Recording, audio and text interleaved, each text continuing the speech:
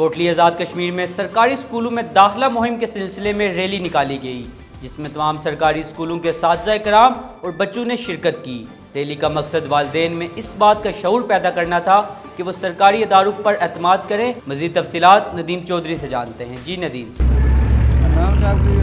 जी बिल्कुल, मैं इस वक्त colonel Mahmood government middle school Gulpur में मौजूद हूँ, जहाँ पर सदर मुल्क अदारा आज़ा की तरफ से बच्चों के दाखिला मुहिम के हवाले से रैली निकाली जा रही है। हमारे साथ अदारा आज़ा के सदर मुअल्लिम और दीगर असातिज़ा ग्राम मौजूद हैं। उनसे इस हवाले से बात करते हैं कि उनका रैली निकालने का क्या मकसद है।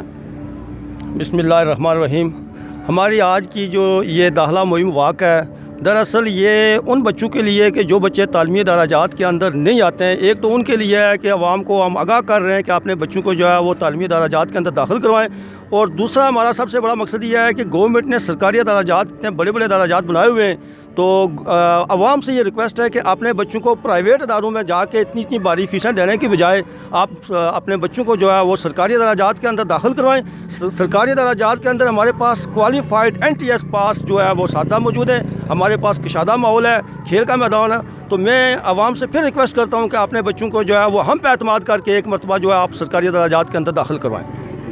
जी, जैसा कि आपने सुना कि सदर मुल्क अदारा आज़ा का कहना है कि हमारी इस रैली का मकसद लोगों के अंदर शऊर पैदा करना है कि वो अपने बच्चों को प्राइवेट स्कूलों में जहां भारी फ़ीसें अदा करते हैं उस में भेजने के बजाय वो सरकारी स्कूलों की तरफ अपने बच्चों को इनकी सरकारी स्कूलों में अपने बच्चों की तवज्जो मरकूज़ करवाएँ। यहाँ पर प्राइवेट स्कूलों की निस्बत हर किस्म की सहूलतें मौजूद हैं, इसलिए तमाम लोगों से गुजारिश है कि वो अपने बच्चों को सरकारी स्कूलों में दाखिल करवाएँ। कैमरा मैन टीम के साथ मोहम्मद नदीम, कोटली आज़ाद कश्मीर।